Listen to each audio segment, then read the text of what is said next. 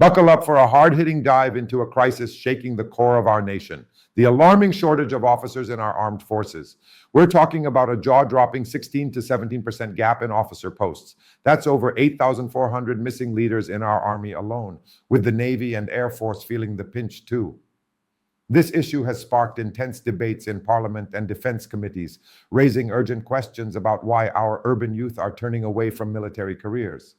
Today, we're unpacking every single detail of this challenge, from the socioeconomic shifts since liberalization to changing career preferences, official explanations, and a striking contrast with Pakistan's military, which faces no such shortage. We're leaving no stone unturned, covering every aspect of this critical issue. So let's dive in and uncover why our forces are struggling to fill officer ranks and what it means for us. The Indian Armed Forces have persistently faced a shortage of officers, with roughly 16-17% of officer posts vacant in recent years. For instance, as of 2025, the Army had about 8,143, ascended this figure to 8,443 officers, which is a significant shortfall from its sanctioned strength of approximately 5,500. This shortfall has been a point of concern and discussion at the highest levels, including in Parliament and defense committees. The issue is often attributed to a declining interest among urban, middle-class youth in military careers, coupled with expanding opportunities elsewhere.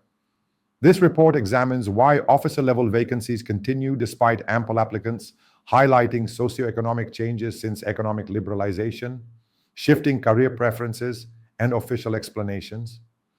It also contrasts India's experience with that of Pakistan, whose armed forces reportedly do not suffer a similar officer shortage, to illustrate how different socioeconomic and institutional factors yield different outcomes.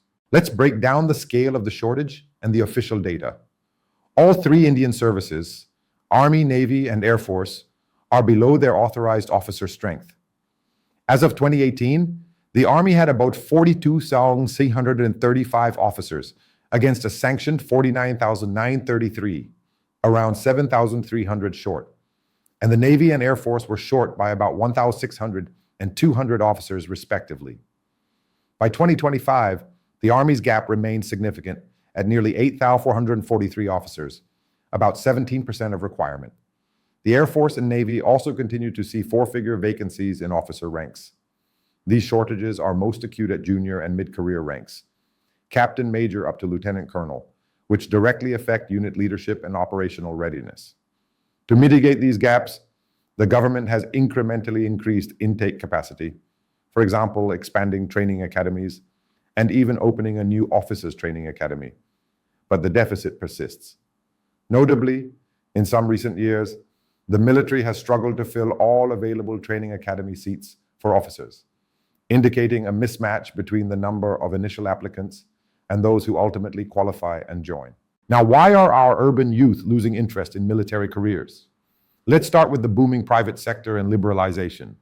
A key reason cited for dwindling interest among educated urban youth is the surge in lucrative private sector opportunities since India's economic liberalization in the 1990s.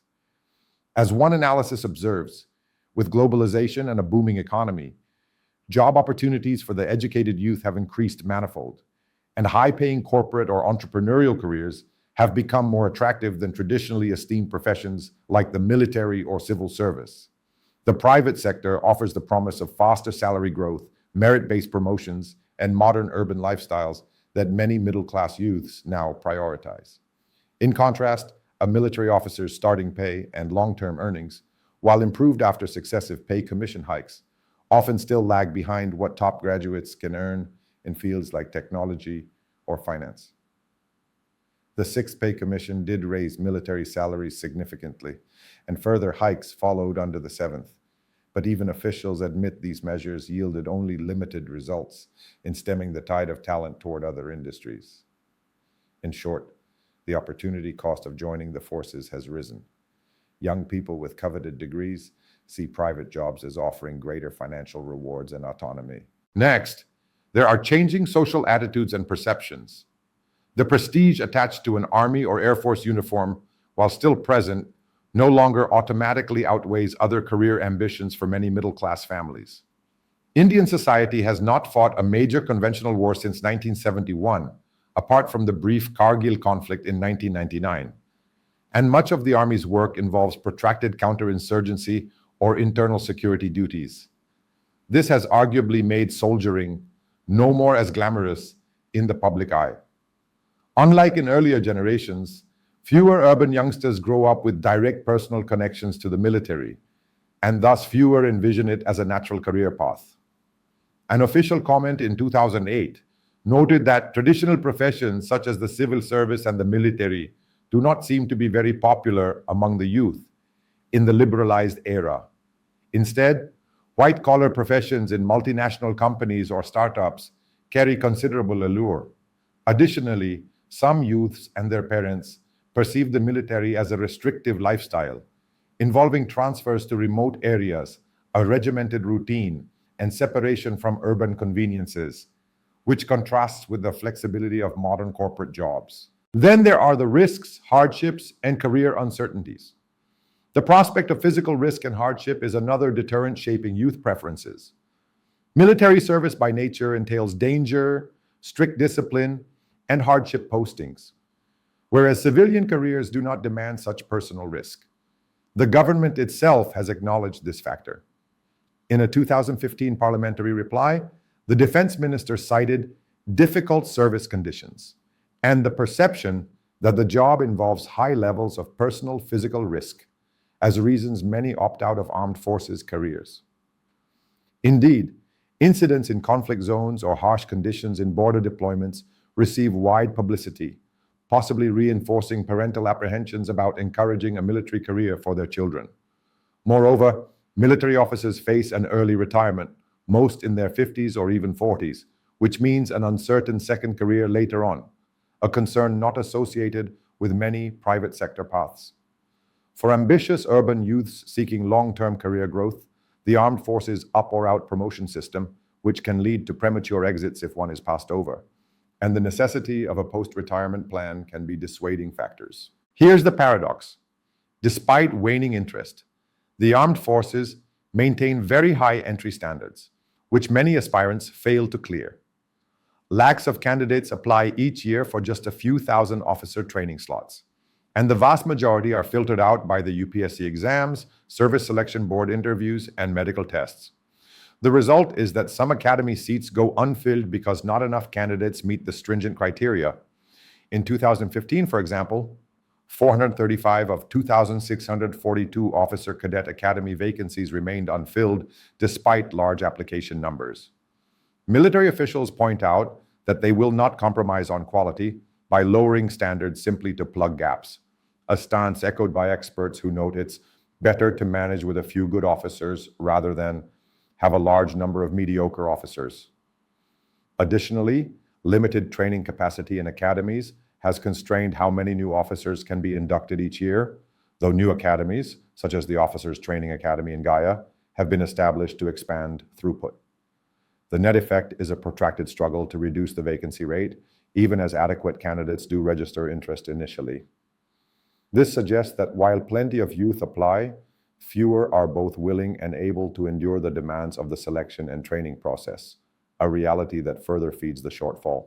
Let's move to the parliamentary discussion and official responses.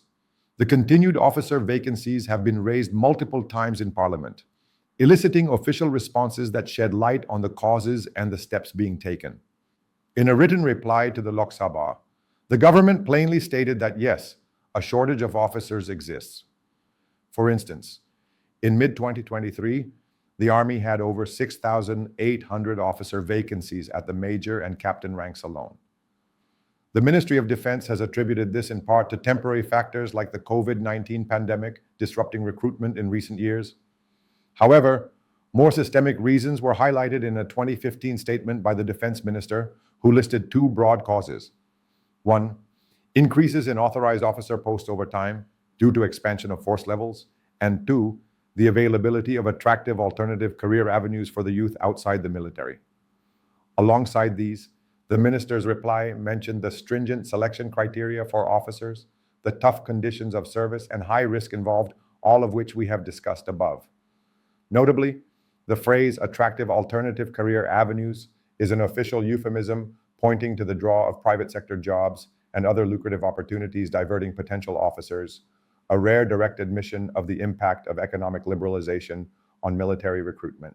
To address this, successive governments have launched various initiatives to make an armed forces career more appealing. The Ministry of Defense has run sustained image projection and outreach campaigns targeting youth, especially educated urban youth, to highlight the advantages of taking up a challenging and satisfying career in the forces. Glitzy advertisements, patriotic messaging, and recruitment fairs have been used to improve the military's visibility among young graduates who might otherwise gravitate to corporate jobs. On the material side, pay and promotion prospects have been improved. The government notes it has provided more attractive pay packages, better compensation for risk and hardships, and additional family accommodation for service personnel in recent years. For example, the 6th Pay Commission, 2006, granted substantial salary hikes to officers, and the Married Accommodation Project has built thousands of new housing units so that officers' families can have modern homes. Promotion policies were also reformed. The Ajay Vikram Singh Committee's recommendations enabled faster early career promotions, e.g. reaching colonel at a younger age, to boost morale and retention. The intake of women officers has been ramped up by 80% in 2024 to 25, partly to widen the talent pool and fill vacancies in non-combat roles. Despite these efforts, officials admit results have been mixed. Advertising campaigns and pay hikes have yielded limited results in reversing the shortfall trend. Even by optimistic projections, the Army will take years to substantially close the gap. It had hoped to reduce the deficiency to about 12% by 2021, but as of 2025, the shortfall remains around 17%. A Parliamentary Standing Committee on Defense recently expressed concern that the shortage is persistent and urged additional measures. The committee was informed of new initiatives such as a Young Leaders Training Wing to fast-track outstanding soldiers into officer ranks, a new technical entry scheme to shorten training time, and revamped selection procedures to boost intake percentages. In mid-2023, the government even stated that a proposal to make short service commission entries more attractive is under consideration, recognizing that many potential officers might be willing to serve for a shorter term if career uncertainties are mitigated. Each of these official responses underscores that the issue is not due to a lack of patriotism or applicants per se, but rather structural and societal factors that require thoughtful remedies. As the Defense Ministry summed up, recruitment in the armed forces is a continuous process, and the government must keep adapting its policies to entice the cream of the youth to join the profession of arms. Now, let's contrast our situation with Pakistan's armed forces, which interestingly do not report a similar dearth of officer recruits. If anything, they enjoy a surplus of willing candidates. There are important socio-economic and institutional differences that explain this contrast. First, Pakistan's economy, while growing, has not produced a private sector boom on the scale of India's, nor a tech services explosion, drawing away the educated youth en masse. Unemployment and underemployment among graduates remain relatively high. For many talented young Pakistanis, the armed forces offer one of the most stable and respected career paths available. The salary of a Pakistani officer may not match global corporate levels, but it is competitive domestically and comes with perks, housing, healthcare, subsidized goods that provide a middle-class lifestyle. In short, the opportunity cost calculation is different. Fewer dazzling private sector jobs means the military faces less competition in attracting top youth. Indeed, selection for the Pakistan Military Academy is highly competitive, with only about 320 to 700 cadets accepted per year out of a much larger applicant pool. This indicates that for every officer trainee slot, there are many eager contenders, allowing Pakistan to be selective without ending up with unfilled vacancies. Second, there's the middle class appeal and prestige. Pakistan's armed forces draw heavily from the urban middle class, which bolsters their popularity. Analysts note that the Pakistani army is popular throughout the country because it draws the bulk of its officers and men from the middle class. Military service there is often seen as a vehicle of upward mobility and honor. An officer's social standing is high, and families take pride in having sons or daughters in uniform. Surveys consistently find the Pakistan Army to be the country's most trusted institution, enjoying favorable views among a majority of youth. This esteem is partly historical and partly cultivated. The Army portrays itself as the guardian of the nation, often stepping in during crises, which resonates in a country with governance challenges. Consequently, societal perception in Pakistan encourages rather than discourages enlistment. Being an army officer is a status symbol that many middle-class young people aspire to. Third, there's the institutional power and incentives. Unlike India's strictly apolitical military, Pakistan's military has long held significant political and economic influence. This has translated into concrete incentives for those in service. Pakistani officers often retire into well-paid second careers in state enterprises or receive land grants and pensions via military welfare schemes through organizations like the Fauji Foundation. The knowledge that an army career can lead to a secure future and networking advantages in Pakistani society makes the forces an attractive employer. Simply put, the armed forces in Pakistan function almost as a parallel elite career track. The absence of an officer shortfall reflects this. There is no shortage of takers for a role that confers prestige, authority, and economic security. Even those with private sector prospects are willing to sign up. Pakistan does have short service commissions, but these are used sparingly for specialists, since the military generally finds enough long-term regular officer candidates, even among tech graduates. Fourth, the service conditions differ. The life of a Pakistani officer, while demanding, may involve fewer relocations abroad, since Pakistan's deployments are mostly internal or UN missions, and their families often stay in well-appointed cantonments in major cities. This can be relatively comfortable compared to the often rugged field postings Indian officers undertake in counterinsurgency or along the Himalayas.